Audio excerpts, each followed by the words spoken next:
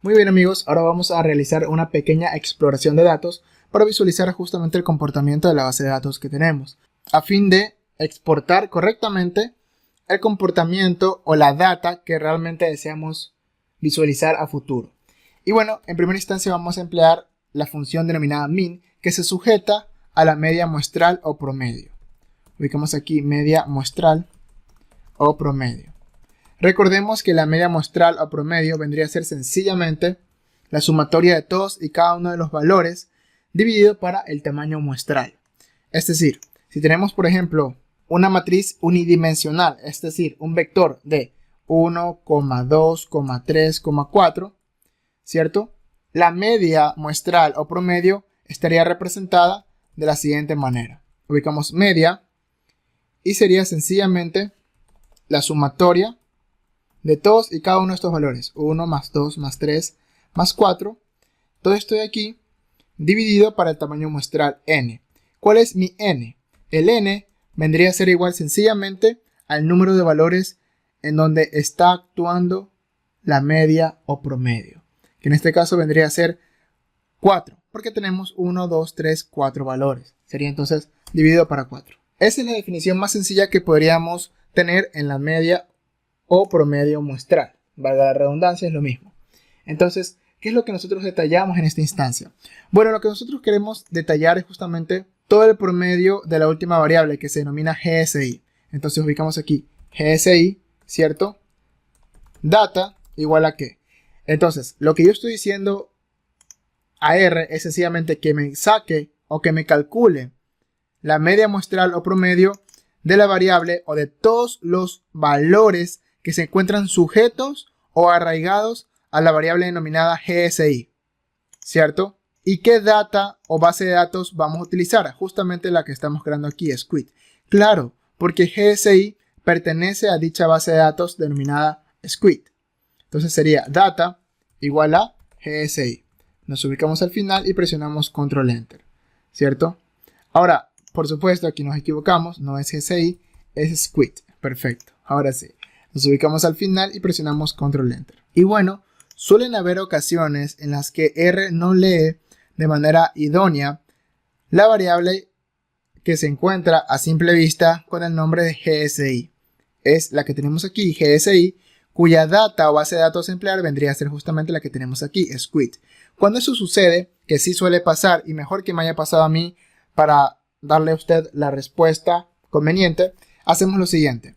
Min, que vendría a ser la media muestral, empleamos la base de datos Squid, ubicamos el signo dólar y nos aparece automáticamente todas y cada una de las variables o columnas asociadas a dicha base de datos, que en este caso vendría a ser Squid.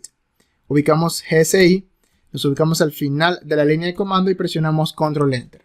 Y como podemos observar, nos detalla justamente la media muestral, que tiene un valor de 2,187034, ¿cierto? Básicamente a eso nos referimos, queridos amigos. Ahora, esto es muy importante porque cuando deseamos graficarlo, sí nos interesa mucho tener esta primera nomenclatura, esta primera estructura en cuanto a la base de datos, para no tener que hacer esto de aquí porque suele ser tedioso en algunas ocasiones. Y ahora le explico por qué. Si por ejemplo deseamos visualizar un diagrama de cajas, sería boxplot GSI, ¿cierto? ¿Con respecto a qué? A un factor. Vamos a ubicar a un valor factor de location. Porque recordemos que en la estructura interna de Squid, location está como una variable entera. Pero en el caso ideal, debería estar representada como una variable de tipo factor, que no es lo mismo a una variable de cadena de caracteres o también denominada str.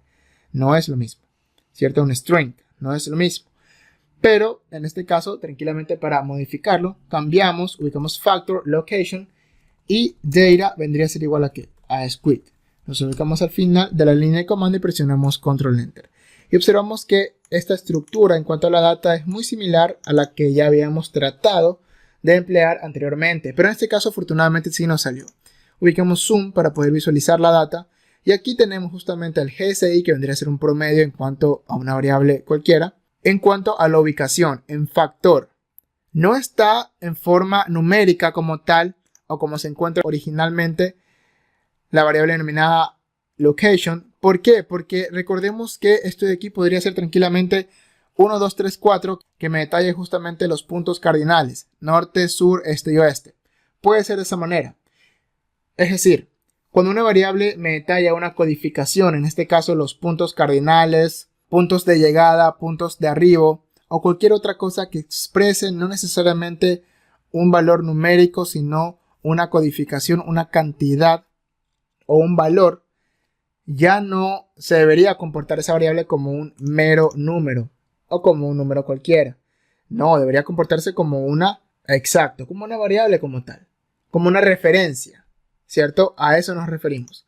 Entonces, vamos a ver la diferencia si ubicamos sencillamente un GSI con respecto a location. Obsérvese cómo va a cambiar de esta manera. Que pueda que al inicio no cambie, porque al fin y al cabo son números, y como observamos, no cambia absolutamente nada, ¿cierto? Pero si por ejemplo tuviéramos un valor faltante en cuanto a location, y no tenemos ningún valor asociado, en este caso a un GSI, entonces en ese caso, cuando ubicamos la variable original, que en este caso vendría a ser numérica, en cuanto a location, ubicación, tendríamos un valor faltante, porque esa ubicación que es numérica no se encuentra asociada a ningún valor, y es por esa razón que se encontraría vacía. Pero si está con un factor, entonces automáticamente no nos aparecería ese espacio y sencillamente lo observaríamos como se encuentra aquí en pantalla.